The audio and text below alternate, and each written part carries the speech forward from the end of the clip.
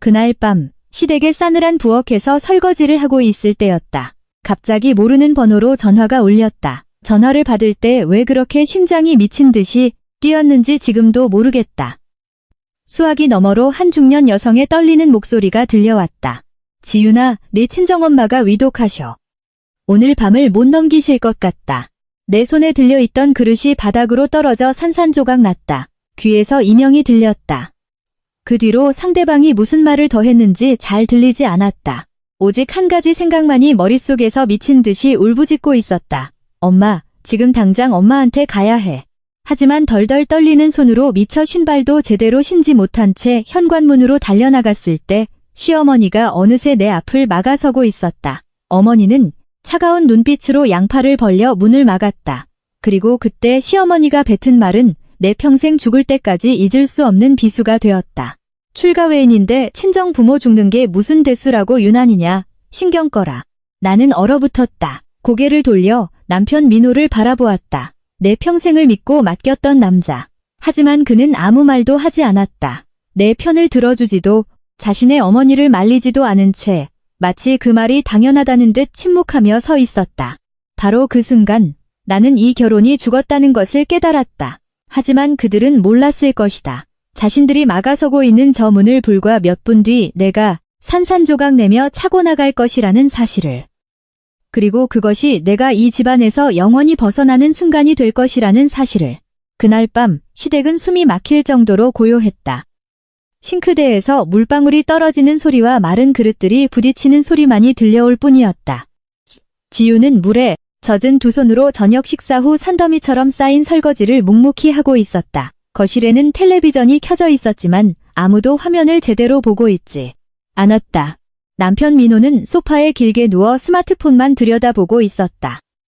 시어머니는 소파에 등을 기댄 채 텔레비전을 보는 둥 마는 둥 하며 이따금 부엌 쪽을 흐깃거리며 지훈이 일을 다 마쳤는지 감시하고 있었다. 누구도 서로에게 한마디도 건네지 않았다. 이 집은 늘 그랬다. 차갑고 숨이 막혔다. 따르릉.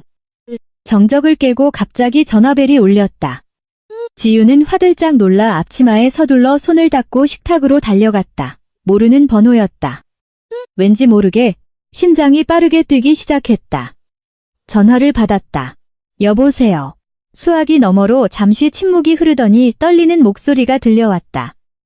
지윤이 맞니? 네, 누구시죠? 나야, 고향집 이웃 아주머니. 불길한 예감이 솟구쳤다. 내 엄마가 지금 많이 위독하셔. 응급실에 계신데 의사 선생님 말씀으로는 오늘 밤을 넘기기 힘드실 것 같단다. 와장창, 지윤의 손에서 휴대전화가 떨어질 뻔했다. 막 내려놓으려던 그릇이 바닥에 부딪혀 산산조각 났다. 귀가 멍해졌다. 수화기 너머의 소리는 더 이상 들리지 않았고 오직 한 문장만이 머릿속을 강타했다. 오늘 밤을 넘기기 힘들다. 지윤은 사시나무 떨듯 몸을 떨었다. 안 돼, 그럴 리 없어. 그녀는 뒷걸음질 치다 식탁 모서리를 부여잡았다. 앙상하게 마른 몸으로 홀로 자신을 키워낸 엄마의 얼굴이 떠올랐다. 소박한 밥상, 항상 딸에게 맛있는 반찬을 양보하던 엄마. 지윤이 아플 때면 밤을 새워가며 간호해주던 엄마였다. 그런데 도대체 얼마나 오랫동안 엄마를 찾아뵙지 못했던가. 지윤은 획 고개를 돌려 거실로 뛰쳐나갔다. 민호 씨. 그녀의 목소리가 갈라졌다. 민호는 여전히 고개를 들지 않았다. 왜 그래? 우리 엄마, 친정엄마가 위독하시대. 나 지금 당장 고향에 가봐야 해. 민호의 손가락이 잠시 멈췄지만 그는 이내 한숨을 쉬었다. 이 시간에 지윤은 억장이 무너졌다. 그게 무슨 소리야? 엄마가 돌아가실지도 모른다잖아. 시어머니가 눈을 치켜뜨며 불쾌한 목소리로 끼어들었다. 한밤중에 웬 소란이냐? 지윤이 눈물을 흘리며 시어머니를 향해 말했다. 어머니, 저희 엄마가 위독하시대요. 저 지금 당장 친정에 가보겠습니다. 시어머니가 미간을 찌푸렸다. 내일 아침에 가라. 밤늦게 위험하게 어딜 가려고. 하지만 늦으면 안 된단 말이에요. 지윤은 거의 주저앉을 뻔했다. 어머니 제발요. 당장 가야 해요. 거실의 공기가 차갑게 가라앉았다. 민호가 몸을 일으켰지만 그의 눈빛은 여전히 차가웠다. 진정해. 내일 아침에 내가 태워다 줄게. 안 돼. 지금 가야 한다고. 지윤이 소리를 질렀다. 이 집에서 그녀가 언성을 높인 것은 처음이었다. 시어머니가 벌떡 일어섰다. 매서운 눈빛이었다. 너 남편한테 말버릇이 그게 뭐냐? 지윤은 흠칫했지만 이번만큼은 고개를 숙이지 않았다. 죄송하지만 엄마가 돌아가실지도 모르는 상황이에요. 아침까지 기다릴 수 없어요. 숨막히는 침묵이 흘렀다. 벽시계의 초침 소리만이 째깍째깍 울리며 남은 시간을 세는 듯했다. 지윤은 구원의 눈빛으로 남편을 바라보았다. 당신, 같이 가주면 안 돼? 민호는 그녀의 시선을 피했다. 나 내일 출근해야 하잖아. 그 말은 비수처럼 지윤의 심장에 꽂혔다. 그녀는 눈물을 흘리며 서 있었지만 얼굴은 점차 무표정하게 굳어갔다. 그녀는 아주 작게 고개를 끄덕였다. 알았어. 지윤은 뒤돌아 방으로 곧장 들어갔다. 거실에서는 시어머니가 팔짱을 낀 채 투덜거리는 소리가 들렸다. 여자가 시집을 왔으면 시댁 식구 챙길 생각을 먼저 해야지. 민호는 늘 그렇듯 침묵을 지켰다. 방에 들어온 지윤은 옷장을 열고 떨리는 손으로 가방에 옷까지 몇 벌을 쑤셔 넣었다. 심장이 미친 듯이 뛰었다. 1초 1초가 흐를 때마다 늦을지도 모른다는 두려움이 엄습했다. 잠시 동작을 멈추고 거울을 바라보았다. 창백한 얼굴에 붉게 충혈된 눈. 하지만 그 눈빛 속에는 이전과는 다른 무언가가 떠오르고 있었다. 그것은 체념이 아니라 결단이었다. 지윤은 가방을 들고 방을 나와 현관문 쪽으로 직진했다. 그리고 현관문 손잡이에 손을 얹은 순간 누군가가 그녀의 앞을 가로막았다. 지윤은 멈칫했다. 손은 여전히 문고리에 올려둔 채였다. 시어머니가 어느새 다가와 소리도 없이 앞을 가로막고 있었던 것이다. 노란 현관 조명이 비친 시어머니의 얼굴은 그 어느 때보다 싸늘했다. 팔짱을 낀 채 칼날 같은 눈빛을 번뜩이고 있었다. 어딜 가려고? 크지 않은 목소리였지만 등골이 오싹해질 정도였다. 지윤은 마른 침을 삼키며 평정심을 유지하려 애썼다. 친정에 가요. 엄마가 위독하세요. 말이 끝나기가 무섭게 공기가 얼어붙었다. 시어머니는 피도 눈물도 없는 조소를 띄었다. 한밤중에 유난 떨지 마라. 지윤은 숨이 막혔다. 어머니, 제발요. 당장 가야 해요. 그녀가 한 발짝 다가서자 시어머니도 지지 않고 앞으로 바짝 다가섰다. 내가 말했지. 내일 가라고. 짓누르는 듯한 목소리가 지윤을 압박했다. 지윤은 가방끈을 꽉 쥐었다. 손이 떨렸다. 늦으면 안 돼요. 어머니, 의사 선생님이 목이 메어왔다. 오늘 밤을 못 넘기실 수도 있대요. 1초, 2초, 3초. 시어머니는 지윤의 가슴에 못을 박듯 또박또박 말했다. 출가 외인인데 친정 부모 죽는 게 대수냐? 신경 꺼라. 쾅. 지윤의 머릿속에서 무언가가 폭발하는 것 같았다. 뒤가 윙윙거리고 두 눈이 커졌다. 지금 들은 말을 믿을 수가 없었다. 어머니, 지금 뭐라고 하셨어요? 목소리가 갈라졌다. 시어머니는 피하지 않고 지윤을 똑바로 노려보았다. 내가 틀린 말 했냐? 시집 왔으면 이 집 귀신이 돼야지. 친정은 이제 남이야.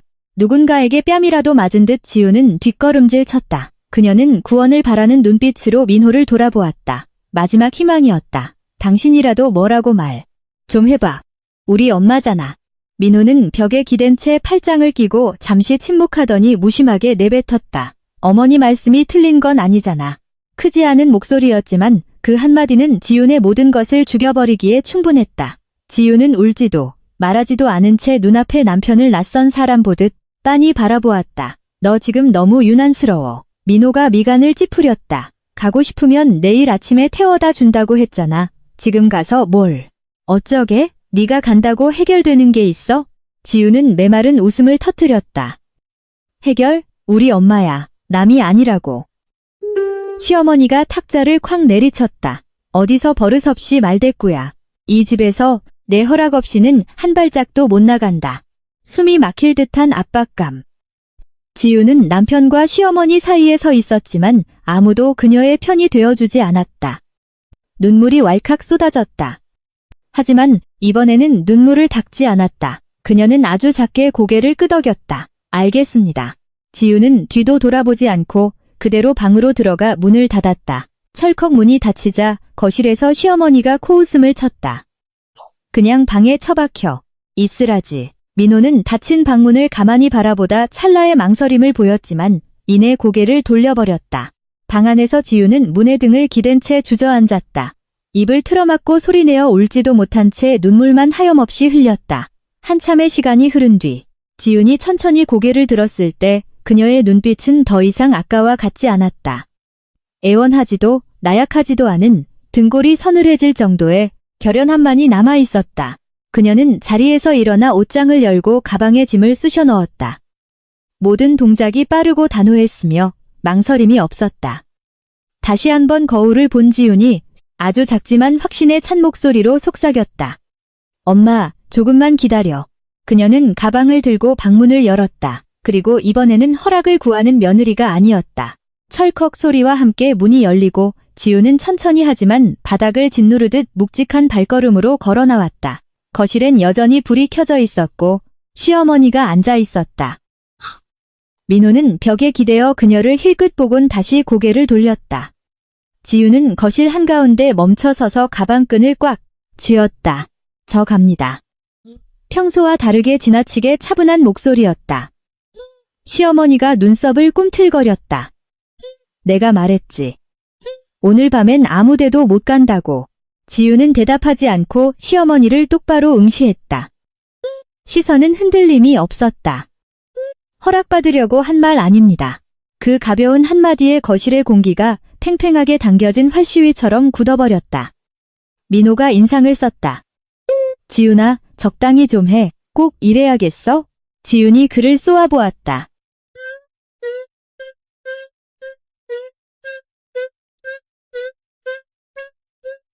똑 짧고 단호한 대답이었다. 우리 엄마니까. 남이 아니니까 내일까지 기다릴 수 없어. 너 진짜 이성적으로 행동할 수 없어? 지금 간다고 당장 상황이 바뀌는 것도 아니잖아. 민호가 짜증을 냈다. 지우는 낯선 사람을 보듯 차가운 미소를 지었다. 최소한 엄마 마지막 얼굴은 볼 수 있겠지. 그 말에 거실이 한순간 가라앉았다. 하지만 단 1초 뒤 시어머니가 자리를 박차고 일어났다. 닥쳐. 더 이상 듣기 싫다. 어머니가 다가와 지훈의 얼굴을 향해 삿대질을 했다. 이 집이 내 맘대로 들락거리는 여관방인 줄 알아? 나가려면 맘대로 해봐. 지훈은 한 발짝도 물러서지 않았다. 저는 그저 엄마에게 가고 싶을 뿐이에요. 갈라진 목소리였다. 그 이상 바라는 거 없어요. 절대 안 돼. 시어머니는 단호했다. 이 집에선 내 말이 법이야. 숨막히는 정적. 지훈은 민호를 바라보았다. 이번에는 애원이 아니라 마지막 확인을 위한 질문이었다. 당신은 어느 쪽이야? 민호는 그녀의 시선을 피하며 침묵했다. 1초, 2초. 그리고 그가 입을 열었다. 나한테 강요하지 마. 그것이 그의 대답이었다. 지우는 천천히 고개를 끄덕였다. 알았어. 지우는 가방을 쥔 손에 힘을 주며 시어머니를 마주보고 한 발짝 앞으로 나섰다. 그럼 오늘 저도 분명히 말씀드릴게요. 그녀의 목소리가 낮게 깔렸다. 저는 더 이상 누구의 허락도 필요 없습니다. 시어머니가 비웃었다. 네가 감히 어쩔 건데? 짧은 정막. 지우는 고개를 숙여 심호흡을 한 뒤 다시 고개를 들었다. 그 순간 지훈의 눈빛은 민호마저도 흠칫 놀라게 만들었다. 멸시받으며 참고 살던 순종적인 며느리의 모습은 온데간데 없고 참을성의 한계에 다다른 사람만이 뿜어내는 기운이 있었다. 만약 오늘 제가 가지 못한다면 평생 후회할 겁니다. 또박또박 뱉어내는 그녀의 목소리. 하지만 만약 이 문을 나서기 위해 모든 것을 걸어야 한다면 지우는 민호를 뚫어지게 바라보았다. 기꺼이 다 버리겠습니다. 거실에 쥐죽은 듯한 정적이 흘렀다. 시어머니가 팔짱을 끼며 도발적으로 말했다. 내가 여기 버티고 서 있는데 어디 한번 내 시체라도 밟고 지나가 보시지. 불난 집에 기름을 붓는 듯한 말이었다. 지우는 더 이상 아무 말도 하지 않았다. 주먹을 꽉 쥐자 심장이 요동치고 귀가 멍해졌다.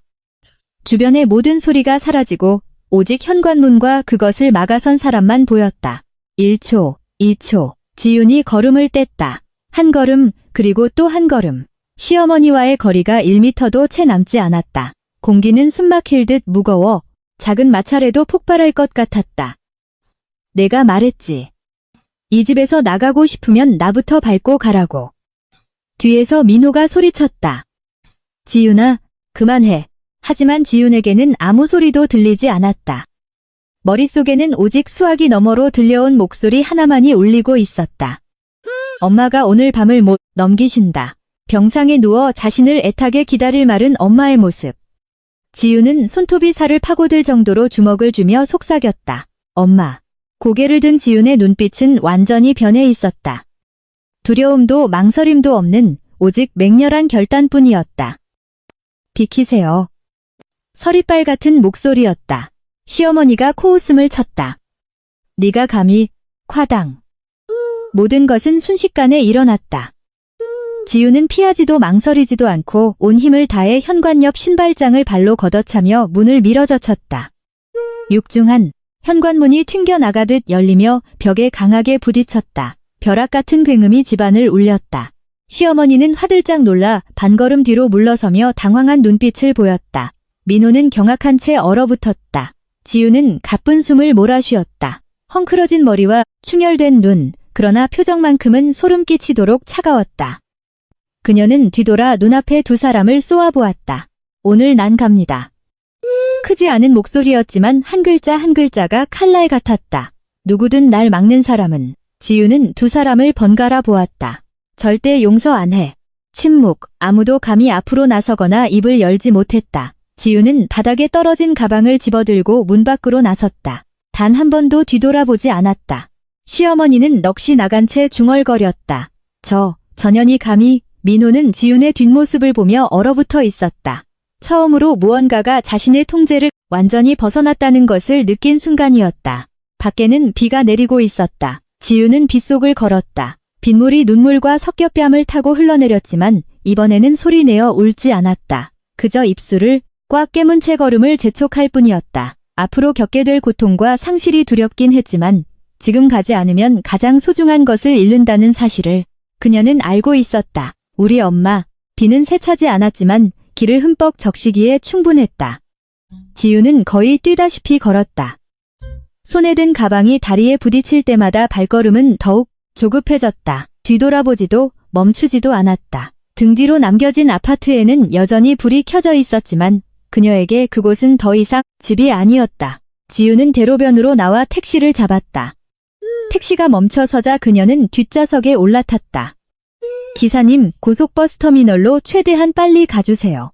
목소리가 떨렸다. 택시는 빗속을 뚫고 질주했다. 지윤은 차가운 창문에 머리를 기댔다. 손에 쥔 휴대전화는 여전히 켜져 있었다. 아까 끊어진 번호로 다시 전화를 걸었다. 아무도 받지 않았다. 심장이 조여왔다. 제발 받아, 제발. 그녀는 속삭였다. 하지만 수화기 너머로는 끝없는 신호음만 들릴 뿐이었다. 지윤은 휴대전화를 꽉 쥐었다. 택시는 낯익으면서도 낯선 서울의 거리를 스쳐 지나갔다. 눈물 맺힌 눈으로 바라본 가로등 불빛이 번져 보였고 기억들이 파도처럼 밀려왔다. 춘천의 낡은 슬레이트 지붕집, 좁은 부엌에 쪼그려 앉아있던 마른 체구의 엄마. 지윤아, 밥 먹어라. 아무리 형편이 어려워도 늘 미소 짓던 엄마. 결국 지윤은 울음을 터뜨리고 말았다. 엄마. 차 안에서 그녀의 목소리가 무너져 내렸다. 택시기사가 백미러로 힐끗 쳐다봤지만 아무것도 묻지 않았다. 지윤은 얼굴을 파묻은 채 어깨를 들썩였다. 미안해 엄마, 바쁘다는 핑계로 찾아가지도 못해서 미안해. 시간이 항상 있을 줄 알았어. 그런데 인생은 아무도 기다려주지 않는데?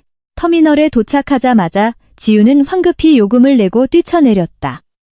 늦은 밤 터미널은 붐볐지만 지윤의 시야에는 매표소밖에 보이지 않았다. 춘천 가는 버스 아직 있나요? 그녀가 다급하게 물었다. 매표소 직원이 그녀를 쳐다보며 말했다. 막차 10분 뒤에 출발합니다. 10분. 지윤은 안도의 한숨을 내쉬었지만 심장은 여전히 미친 듯이 뛰었다. 표를 끊고 버스에 올랐다. 희미한 누런 조명이 켜진 낡은 고속버스였다. 지윤은 자리에 앉아 가방을 품에 꼭 안았다. 버스가 서서히 출발하고 창밖으로 도시의 불빛이 멀어지기 시작했다. 허망한 눈으로 밖을 내다보던 중 휴대전화가 다시 울렸다. 화면에 뜬 익숙한 아주머니의 번호. 손이 덜덜 떨려 차마 전화를 받을 수가 없었다. 가슴속으로 끔찍한 불길함이 번져갔다. 벨소리가 한 번, 두 번 울리고 마침내 지윤은 눈을 질끈 감고 전화를 받았다.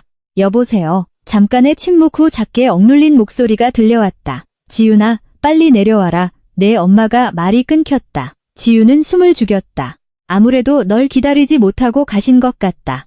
쾅! 모든 것이 무너져 내리는 것 같았다. 안 돼. 지윤이 벌떡 일어섰다. 버스 안의 승객들이 화들짝 놀라 그녀를 쳐다보았다. 그럴 리 없어요. 아주머니 다시 한번 말씀해보세요. 우리 엄마 아직 살아계시잖아요. 네.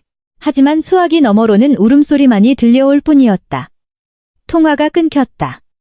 달리는 버스 복도에 선 지윤의 주변으로 세상의 모든 공간이 지워진 것 같았다. 오직 받아들일 수 없는 잔인한 진실만이 남았다. 그녀의 다리에 힘이 풀려 털썩 좌석에 주저앉았다. 눈물이 하염없이 흘러내렸다.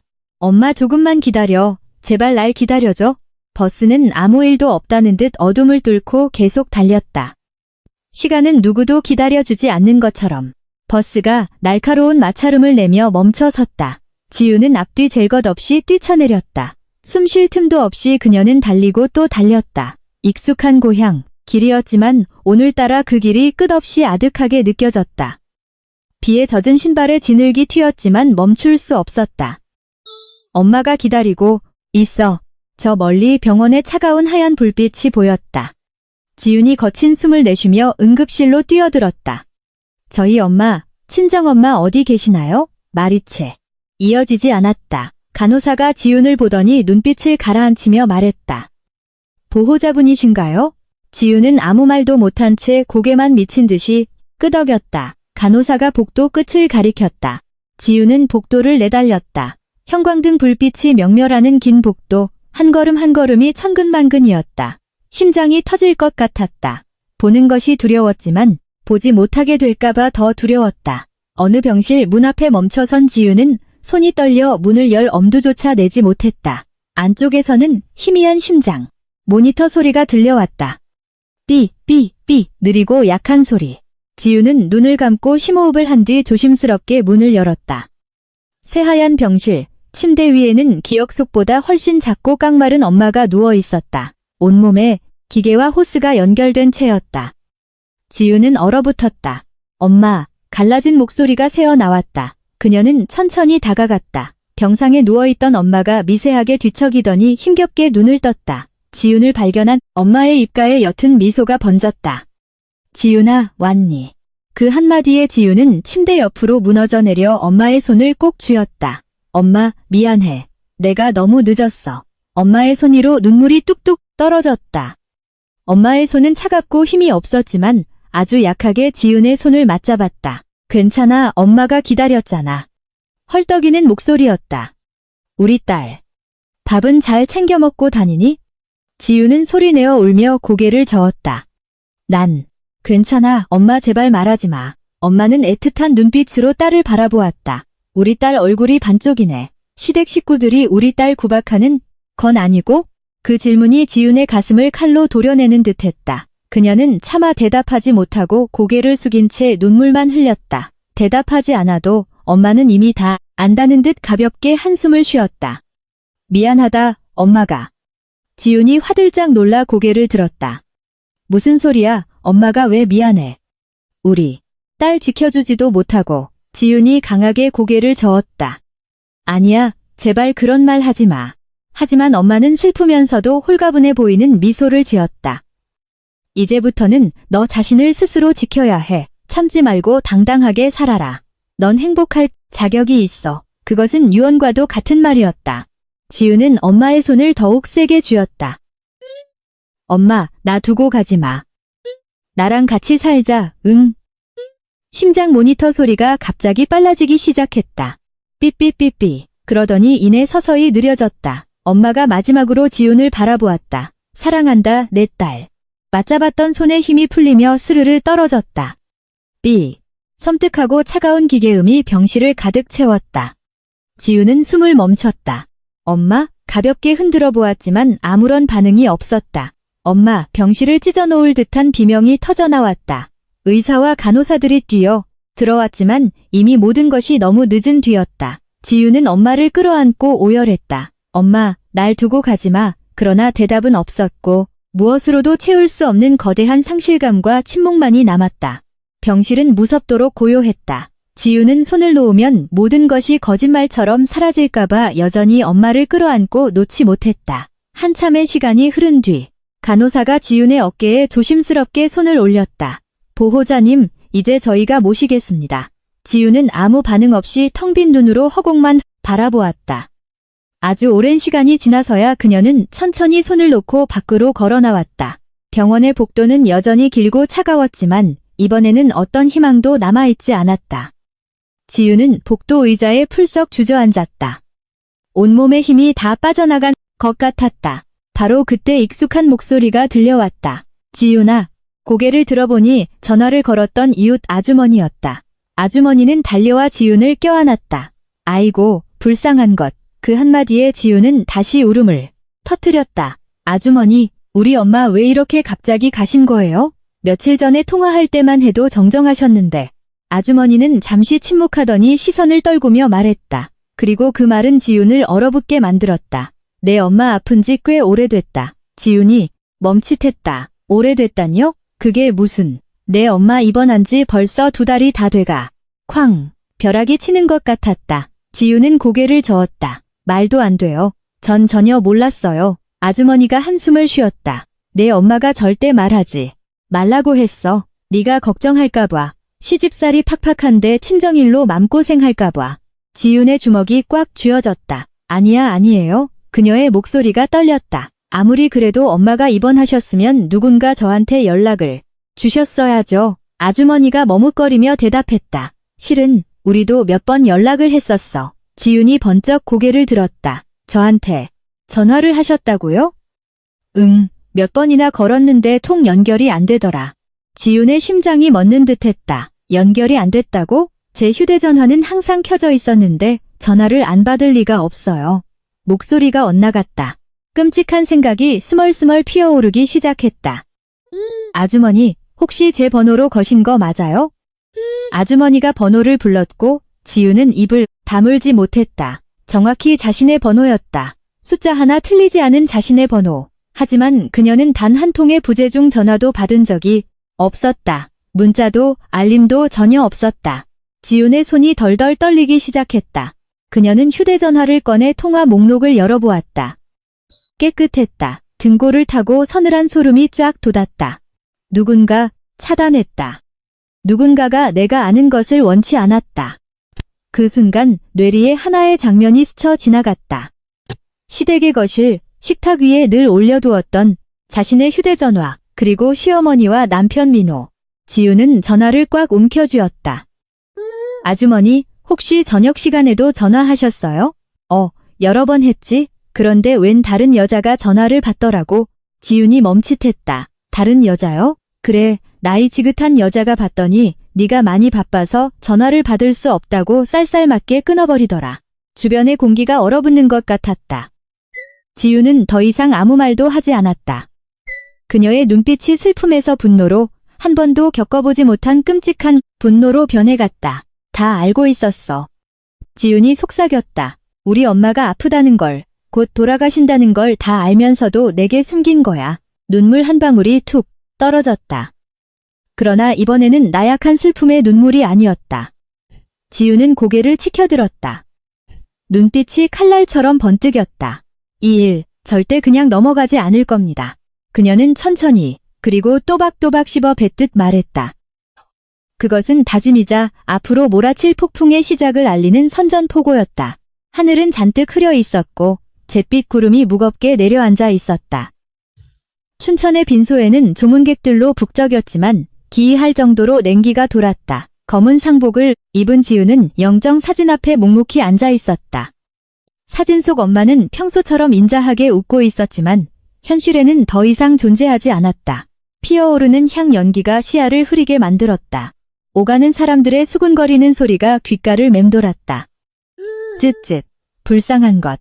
멀리 시집가서 제 어미 아픈 줄도 모르고 그 말 한마디 한마디가 지윤의 가슴을 후벼 팠지만 그녀는 미동도 없이 꼿꼿하게 앉아 초점 없는 눈으로 앞만 응시했다. 눈물은 이미 말라버린 지 오래였다. 한 친척 어른이 다가와 조심스레 물었다. 시댁 식구들은 아직 안 내려왔니? 지윤은 말없이 고개를 저었다. 어색한 침묵이 흘렀다. 그래도 사돈인데 와서 향이라도 피우는 게 도리 아니냐. 지우는 희미하게 웃었다. 바쁘시답니다. 그 짧은 두 글자에 모든 상황이 함축되어 있었다. 오후가 되어도 해는 나지 않았고 분위기는 무겁게 가라앉아 있었다. 지우는 재단에 물을 갈아 올리다 구석에 놓인 작은 상자를 발견했다. 이건... 상자를 열어보니 그 안에는 두툼한 종이 다발과 병원비 영수증이 가득 들어 있었다. 지우는 떨리는 손으로 날짜를 하나하나 확인했다. 근 2달에 걸친 기록, 결코 적지 않은 금액이었다. 가슴이 미어졌다. 엄마, 목이 메었다. 딸이 알게 될까봐 아무 말도 내색도 하지 않고 그 긴 시간 동안 혼자서 모든 고통을 감내했을 엄마. 지우는 입술을 꽉 깨물었다. 그런데 그 순간 영수증 틈에 끼어있던 잘 접힌 종이 한 장이 눈에 들어왔다. 펼쳐보니 은행 이체 영수증이었다. 송금인, 이민호. 지우는 그 자리에 얼어붙었다. 금액은 500만 원 남짓이었지만 송금된 날짜는 정확히 엄마가 처음 병원에 입원했던 시기였다. 손이 부들부들 떨렸다. 알고 있었어. 모든 퍼즐 조각이 맞춰졌다. 남편도 시어머니도 그들 가족은 전부 알고 있었다. 엄마가 쓰러진 것을 알면서도 돈 몇 푼 보내고는 철저히 비밀에 붙였던 것이다. 딸이 친정에 가는 것을 필사적으로 막았던 이유가 명백해졌다. 등골이 오싹해졌다. 지우는 영수증을 구겨질 정도로 꽉 쥐었다. 슬픔이 자리했던 눈빛은 무섭도록 차갑고 서늘하게 변했다. 날이 저물고 조문객들의 발길도 뜸해졌다. 한지는 쥐죽은 듯 조용해졌다. 흔들리는 촛불 앞에 홀로 앉은 지우는 엄마의 영정사진을 한참 동안 바라보다 났지만 단호한 목소리로 중얼거렸다. 엄마, 이제 다 알았어. 그녀의 눈빛이 매섭게 빛났다. 더 이상 참지 않을게. 내 모든 걸 걸고 전부 되돌려 받을 거야. 때마침 불어온 한 줄기 바람에 촛불이 일렁였다. 마치 엄마가 대답이라도 하듯.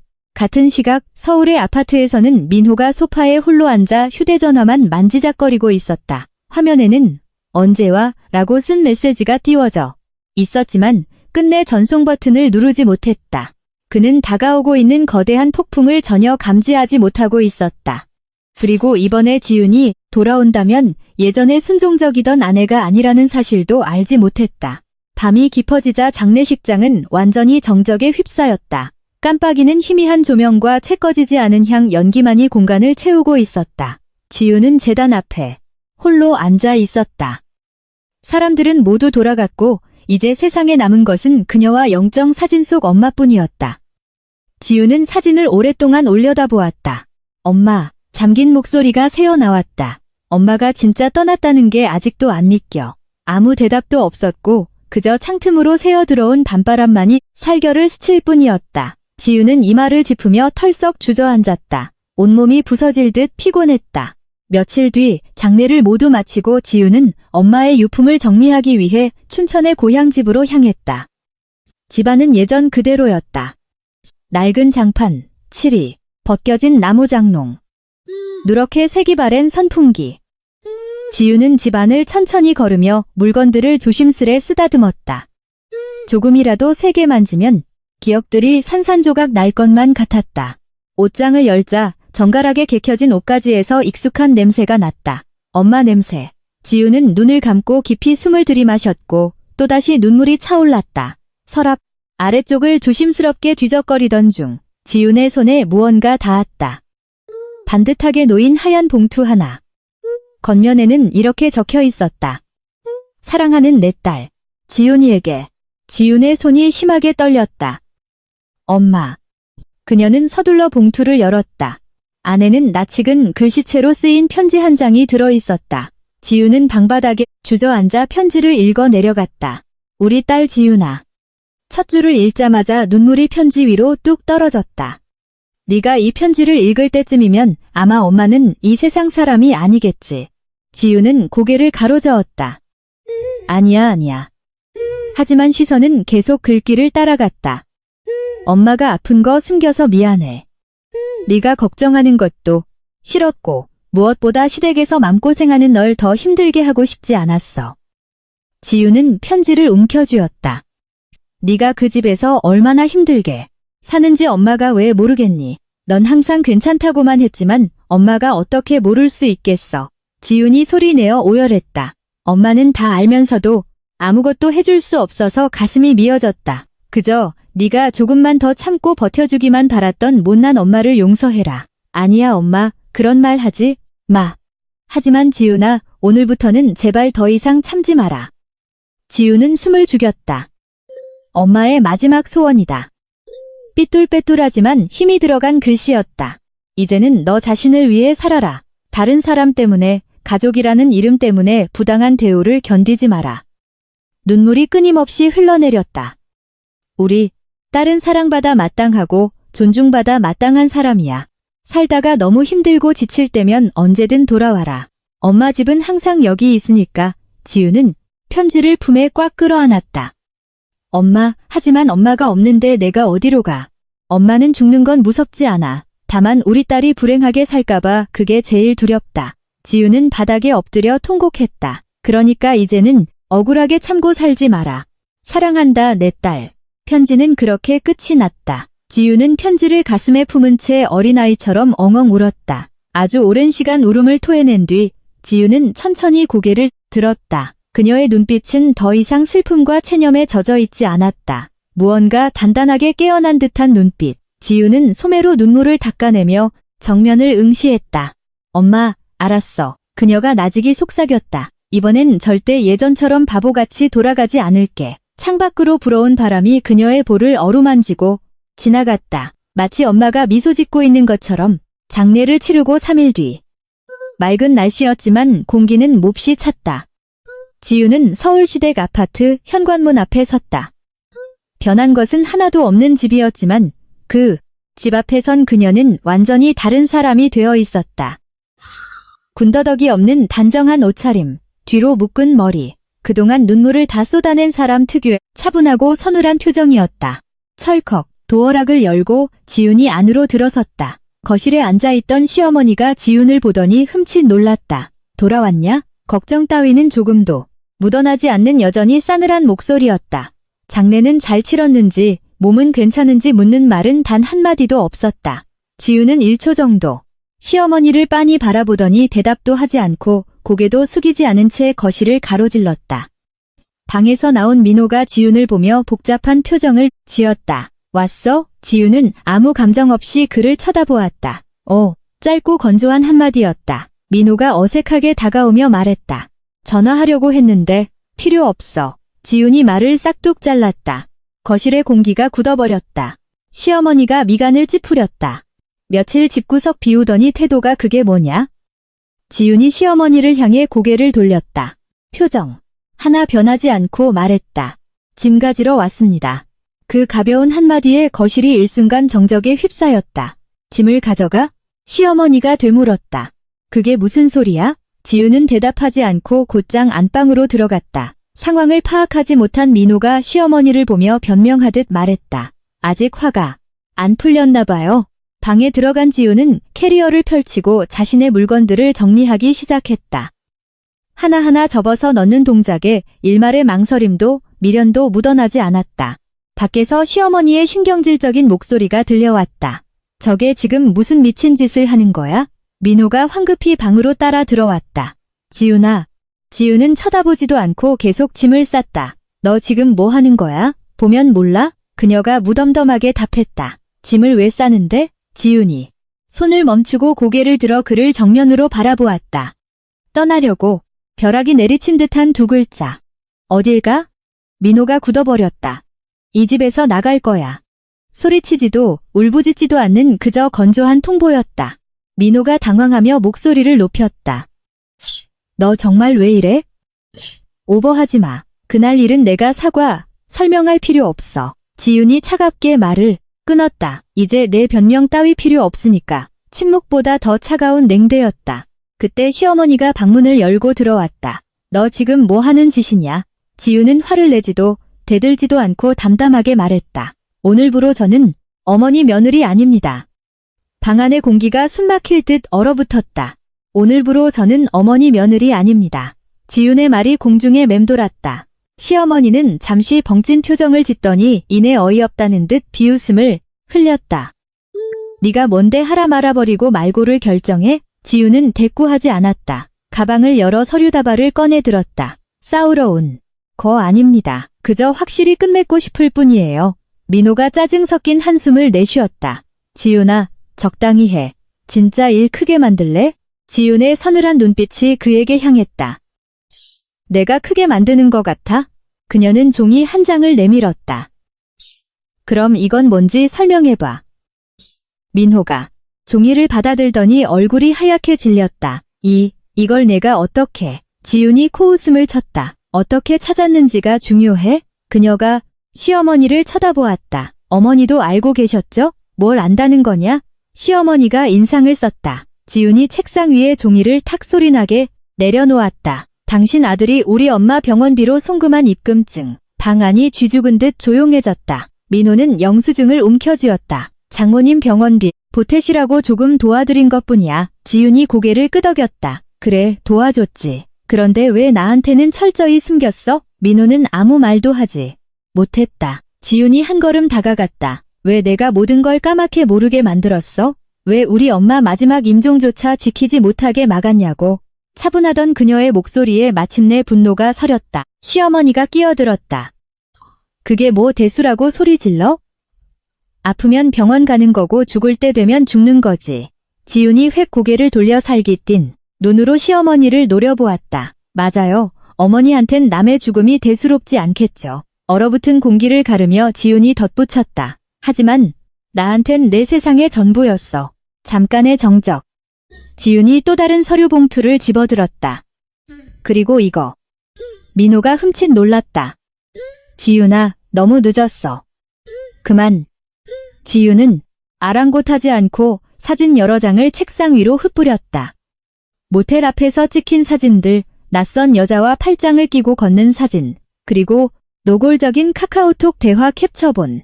시어머니가 경악했다. 이게 다 뭐냐? 지훈이 민호를 노려보았다. 말해봐. 이래도 오버하는 거야? 민호의 얼굴이 사색이 되었다. 그냥 친한 동료야. 지훈이 조소를 터뜨렸다. 분노를 넘어선 경멸이었다. 동료? 언제? 이혼할 거야? 보고 싶어. 친한 동료끼리 이런 카톡을 주고받아? 폭탄이 터진 듯 했다. 시어머니는 뒷걸음질 쳤고 민호는 꿀먹은 벙어리가 되었다. 지훈이 팔짱을 꼈다. 바람 피운 것도 모자라 친정엄마 병원까지 숨기고 마지막 가는 길까지 막아서다니. 참 대단한 집안이야. 아무도 입을 열지 못했다. 지훈이 민호 앞으로 바짝 다가섰다. 네가 한 짓 중에 제일 쓰레기 같은 짓이 뭔지 알아? 민호는 고개를 숙였다. 바람 피운 거? 아니, 우리 엄마 마지막 모습을 못 보게 만든 거. 그건 평생을 가도 용서 못해. 그것은 선고와도 같았다. 민호는 감히 변명조차 하지 못했다. 지훈이 고개를 끄덕였다. 됐어. 할 말 다 했으니까. 그녀가 캐리어 손잡이를 쥐었다. 이 시간부로 모든 건 끝이야. 방문을 나서는 지훈을 누구도 붙잡지 못했다. 쾅! 현관문이 닫혔다. 그녀는 뒤돌아보지 않았다. 바퀴가 구르는 소리만이 아스팔트 위를 차갑고 단호하게 울렸다. 집안, 시어머니는 소파에 풀썩 주저앉았다. 저 미친년이 기어이 민호는 닫힌 현관문을 보며 망연자실하게 서 있었다. 살면서 처음으로 돌이킬 수 없는 무언가를 잃어버렸다는 끔찍한 실감이 그를 덮쳐왔다. 길거리로 나온 지훈은 잠시 멈춰서서 크게 심호흡을 했다. 찬 바람이 얼굴을 스치고 지나갔지만 그녀의 눈빛은 한없이 투명하고 이성적이었다. 그녀는 휴대전화를 꺼내 어디론가 전화를 걸었다. 여보세요. 이혼 소송건으로 강남에서 뵙기로 한 차지훈입니다. 다음 날 아침, 강남의 조용한 카페. 지훈은 깔끔한 정장 차림의 50대 변호사 앞에 앉아 있었다. 날카로운 눈빛을 가진 남자는 서류를 넘겨보더니 입을 열었다. 이혼 소송을 원하십니까? 지훈이 고개를 끄덕였다. 최대한 빨리요. 변호사가 고개를 끄덕였다. 증거는 다 챙겨오셨습니까? 지훈이 가방에서 서류 다발을 꺼내 테이블 위에 올려놓았다. 상간녀와 찍힌 사진, 카카오톡 내역, 친정엄마 병원비 이체 내역, 그리고 시어머니의 폭언이 담긴 녹음 파일까지. 변호사는 자료를 꼼꼼히 살피더니 입가에 희미한 미소를 지었다. 이 정도면 재판 이혼으로 가도 의뢰인께 매우 유리한 싸움이 될 겁니다. 유책, 사유가 명백하니까요. 지훈은 웃지 않았다. 저는 그 사람들이 대가를 치르길 원합니다. 변호사가 약간 놀란 눈으로 그녀를 보았다. 어느 정도의 대가를 원하시죠? 지윤이 눈을 치켜뜨자 주변 공기가 싸늘해지는 듯했다. 이혼은 당연하고 재산분할과 위자료까지 제가 받을 수 있는 모든 걸 원합니다. 그녀는 잠시 말을 멈췄다. 그리고 그 상간녀, 가정을 파탄낸 대가를 똑똑히 치르게 만들 겁니다. 아무 일 없었다는 듯 살게 두지 않을 거예요. 변호사가 고개를 끄덕였다. 알겠습니다. 그는 두꺼운 서류철을 지윤 쪽으로 밀어주었다. 이혼 소장입니다. 지윤은 새하얀 종이를 내려다보았다. 깃털처럼 가벼운 종이였지만 그 어떤 것보다 무겁게 느껴졌다. 펜을 든 손이 아주 잠깐 멈칫했다. 연애 시절의 달콤했던 기억, 결혼 생활 내내 억누르고 참아왔던 시간, 그리고 현관문 앞을 가로막던 시어머니의 잔인한 얼굴이 주마등처럼 스쳐 지나갔다. 지윤은 펜을 꽉 쥐었다. 이제 다 끝났어. 망설임 없이 서명을 갈겼었다. 변호사가 서류를 집어들며 말했다. 이제부터 의뢰인님은 끌려다니지 않으실 겁니다. 지윤이 고개를 끄덕였다. 애초에 이렇게까지 할 생각은 없었어요. 그녀가 일어서며 싸늘한 눈빛으로 말했다. 하지만 그들이 선을 넘었어요. 지윤이 카페를 나서자 맑은 햇살이 그녀를 비추었다. 며칠 만에 처음으로 짓누르던 답답함이 가시고 홀가분한 기분이 들었다. 하지만 앞서 기다리고 있는 것은 평화가 아니라 치열한 전쟁이었다. 오후 무렵, 지윤은 다시 시댁 아파트의 현관문을 열고 들어갔다. 양손에는 장을 본 식재료가 들려 있었다. 마치 어제 아무 일도 없었다는 듯 너무나도 태연한 모습이었다. 소파에 앉아있던 시어머니가 지윤을 보더니 눈을 휘둥그레 떴다. 네가 여길 왜 다시 기어들어와? 지윤이 무표정하게 대답했다. 저녁 차리려고요. 그 한마디에 집 안은 쥐죽은 듯 조용해졌다. 부엌에서 도마 위로 칼질하는 소리가 일정한 박자로 울려 퍼졌다. 된장찌개 냄새가 퍼지고 불고기가 익어가는 냄새가 집안을 채웠다. 과거 지윤이 매일같이 차려내던 익숙한 밥상이었다. 시어머니는 부엌을 흐깃거리며 불안한 눈빛을 감추지 못했다. 전현이 갑자기 돌았나. 방에서 나온 민호도 복잡한 얼굴로 지윤을 바라보았다. 너 괜찮아? 지윤이 뒤돌아보며 아주 옅은 미소를 지었다. 괜찮아. 그 짧은 대답이 민호를 더욱 소름 끼치게 만들었다. 이윽고 밥상이 차려졌다. 정갈하게 세팅된 식탁에 지윤이 먼저 앉으며 말했다. 식사하세요. 기이할 정도로 삭막한 공기 속에서 시어머니가 마지못해 자리에 앉으며 비아냥거렸다. 이제야 주제 파악을 좀 했나 보지? 지윤은 묵묵히 반찬만 집어먹었다. 민호가 숟가락을 들며 물었다. 진짜 다시 돌아온 거야? 지윤이 가볍게 고개를 끄덕였다. 응, 이 밥 한 끼 먹으려고 왔어. 그 묘한 뉘앙스의 맞은편에 두 사람의 동작이 우뚝 멈췄다. 그게 무슨 소리냐? 시어머니가 눈을 치켜떴다. 지윤이 수저를 내려놓고 민호와 시어머니를 번갈아 보았다. 마지막 만찬이랄까. 쨍그랑. 시어머니의 숟가락이 식탁 위로 떨어졌다. 너 지금 뭐라고 짓거리는 거야? 지윤이 핸드백에서 노란 서류 봉투를 꺼내 식탁 중앙에 던지듯 내려놓았다. 이혼 소장. 서류 겉면에 적힌 글자를 본 민호가 의자를 박차고 일어났다. 너 미쳤어? 지윤의 눈빛은 얼음장 같았다. 아니, 이제야 제정신이 든 거지. 시어머니가 식탁을 내리쳤다. 내깎게 이혼을 하자면 우리가 고분고분 해줄 줄 알아? 지윤이 고개를 살짝 까딱했다.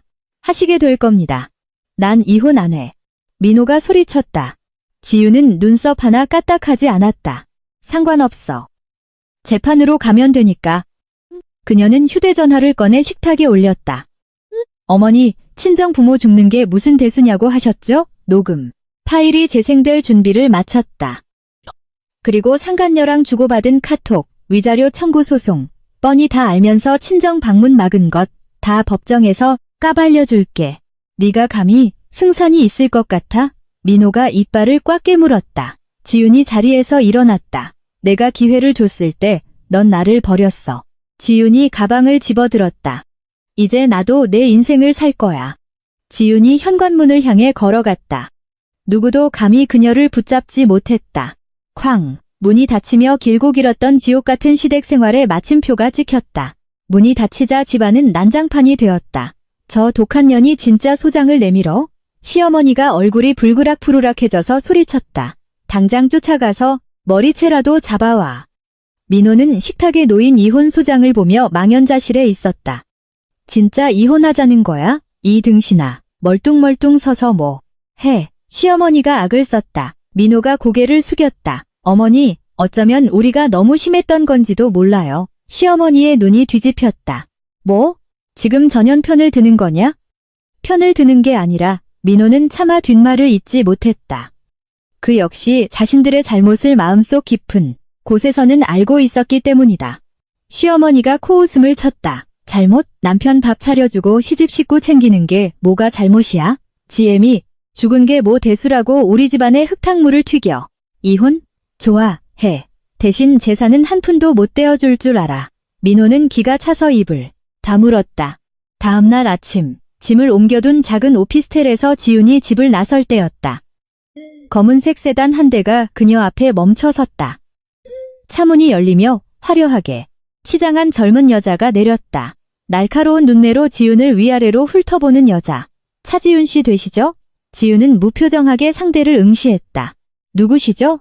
여자가 픽 웃었다. 누군지 뻔히 알 텐데요. 길게 말할 것 없고 차 한잔 하시죠. 민호의 내연녀, 상간녀였다. 강남의 한 고급 카페. 두 여자가 마주 앉았다. 상간녀가 명품백에서 두툼한 돈봉투를 꺼내 테이블 위로 밀어냈다. 단도직입적으로 말하죠. 민호, 오빠랑 저 사랑하는 사이예요. 지훈은 테이블 위에 돈봉투를 힐끗 보고는 다시 여자를 쳐다보았다. 아무런 동요도 없었다. 놀라지도 않네요. 여자가 미간을 찌푸렸다. 지훈이 커피를 한 모금 마셨다. 쓰레기가 쓰레기통에 들어갔다는 게 놀랄 일인가? 여자의 얼굴이 확 굳어졌다. 말 조심하시죠. 이 돈 받고 합의 이혼으로 끝내요. 재판까지 가서 구질구질하게 굴지 말고 명예롭게 떠나시라고요. 지훈이 참지 못하고 헛웃음을 터뜨렸다. 비웃음이 가득한 얼굴이었다. 명예? 남의 가정 파탄된 상간녀 입에서 명예라는 단어가 나올 줄은 몰랐네. 여자가 화를 억누르며 쏘아붙였다. 현실을 좀 직시해요. 오빠는 당신 사랑해서 산 거 아니야. 그냥 의무감이지. 지훈이 천천히 몸을 앞으로 숙였다. 그건 나도 잘 알아. 여자가 흠칫 놀랐다. 지훈의 눈빛은 서늘하게 가라앉아 있었다. 그런데 너도 하나 알아둬야 할 텐데, 조강지쳐 버린 남자가 너라고 안 버릴 것 같아? 분위기가 얼어붙었다. 상간녀의 안색이 창백해졌다. 지훈이 자리에서 일어나며 돈봉투를 여자 쪽으로 밀어붙였다. 이 돈은 네 미래를 위해 잘 아껴둬. 위자료 청구 소송 들어가면 꽤 많이 필요할 테니까. 쓰레기 처리는 내가 알아서 할 테니 넌 쓰레기 수거할 준비나 해. 지훈이 등을 돌려 카페를 빠져나갔다. 홀로 남겨진 여자는 분노로 부들부들 떨고 있었다. 멀리서 그 모습을 지켜보던 민호가 뒤늦게 다가왔다. 지훈이가 뭐래? 여자가 신경질적으로 가방을 챙기며 소리쳤다. 오빠 와이프 보통 아니야. 다 끝났어. 민호는 멀어져가는 지훈의 뒷모습을 보며 비로소 자신이 건드려서는 안 될 것을 건드렸다는 지독한 후회에 사로잡혔다. 몇 달 후 서울가정법원 조정실. 분위기는 얼음장처럼 차가웠다. 한쪽에는 단정하고 담담한 표정의 지훈이, 반대쪽에는 초췌한 얼굴의 민호와 안절부절 못하는 상간녀가 앉아 있었다. 지훈의 변호사가 차분하게 발언을 시작했다. 피고의 명백한 외도 사실과 원고 모친의 임종을 고의로 은폐하고 방해한 정황 등 혼인 파탄의 사유가 피고에게 있음은 명백합니다. 민호는 고개를 푹 숙인 채 반박하지 못했다. 방청석에 앉아 있던 시어머니가 우리 재산은 한 푼도 못 줘 라며 난동을 부리려 했지만 판사의 제지에 입을 다물어야 했다. 결과는 지훈의 완벽한 승소였다. 재판 이혼이 성립되었고 위자료와 재산 분할 판결은 지훈에게 절대적으로 유리하게 내려졌다. 시댁 아파트를 처분해 절반 이상의 몫이 지훈에게 돌아갔고 상간녀 역시 거액의 위자료를 물어주게 되었다. 판결문이 내려지던 날 그토록 시끄럽던 시댁은 정막에 휩싸였다. 시어머니는 넋이 나간 채 바닥에 주저앉아 중얼거렸다. 어쩌다 이렇게 됐냐. 민호는 묵묵부답이었다. 얼마 뒤 민호의 휴대전화로 상간녀의 문자 한 통이 도착했다. 오빠, 우리 그만 만나. 나 더 이상 복잡한 일에 엮이고 싶지 않아. 잘 살아. 민호는 휴대전화를 바닥에 던지며 머리를 감싸 쥐었다. 모든 것을 잃은 순간이었다. 한편 법원을 나선 지우는 따스한 햇살을 맞으며 하늘을 올려다보았다. 손에 쥐어진 이혼 판결문. 그것은 종이 한 장에 불과했지만 그녀에게는 새로운 삶의 시작을 알리는 해방 통지서였다. 눈물 한 방울이 볼을 타고 흘러내렸지만 그것은 상처의 흔적이 아니라 자유의 증표였다. 한 달 후 따뜻한 아침 햇살이 창가를 비췄다. 지우는 기지개를 켜며 일어났다. 시어머니의 잔소리도 숨막히는 눈치도 없는 평온한 아침. 그녀는 새로 구한 깔끔한 투룸 오피스텔에서 출근 준비를 했다. 새로운 직장의 동료들이 그녀에게 인사를 건넸다. 지훈 씨, 요즘 얼굴이 너무 좋아 보여요. 지우는 환하게 웃었다. 그런가요? 요즘 좀 마음이 편해서요. 오후 반차를 낸 지우는 새하얀 국화꽃 다발을 들고 춘천의 납골당을 찾았다. 엄마의 위패가 모셔진 유리문 앞에 꽃을 내려놓았다. 엄마, 지훈이 조용히 속삭였다. 나 이제 정말 괜찮아. 엄마 말대로 나 자신을 위해 당당하게 살고 있어. 유리문 속 엄마의 사진이 빙그레 웃는 것 같았다. 지훈도 마주 웃으며 눈시울을 붉혔다. 고마워, 엄마. 나 끝까지 잘 살아볼게. 부드러운 바람이 그녀를 따스하게 감싸 안는 듯했다. 같은 시각 서울의 한 거리. 초라한 행색의 민호가 터덜터덜 걷고 있었다. 집은 팔렸고 직장에서는 이혼 스캔들로 승진해서 누락되었으며 내연녀마저 떠나버렸다. 텅 빈 깡통처럼 길을 걷던 그의 시선이 맞은편 횡단보도에 머물렀다. 지훈이었다. 깔끔한 트렌치코트를 입은 그녀는 전과는 비교도 할 수 없을 만큼 밝고 생기 넘치는 표정이었다. 그녀의 옆에는 편안한 인상의 직장 동료로 보이는 남자가 함께 걷고 있었다. 두 사람은 가벼운 농담을 주고받으며 환하게 웃고 있었다. 민호는 자신도 모르게 지훈을 부르려 입을 떼었지만 차마 소리를 내지 못하고 그 자리에 멈춰 섰다. 자신에게는 더 이상 그녀를 부를 자격이 없다는 것을 뼈저리게 깨달은 것이다. 지훈이 무심코 길을 건너다 민호와 시선이 마주쳤다. 1초의 찰나.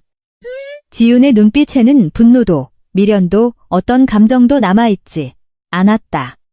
그저 완벽한 타인을 바라보는 눈빛. 지훈은 가볍게 고개를 한번 까딱하고는 다시 뒤돌아 자신의 길을 걸어갔다. 민호는 그 자리에 망부석처럼 서서 멀어지는 지훈을 바라볼 수밖에 없었다.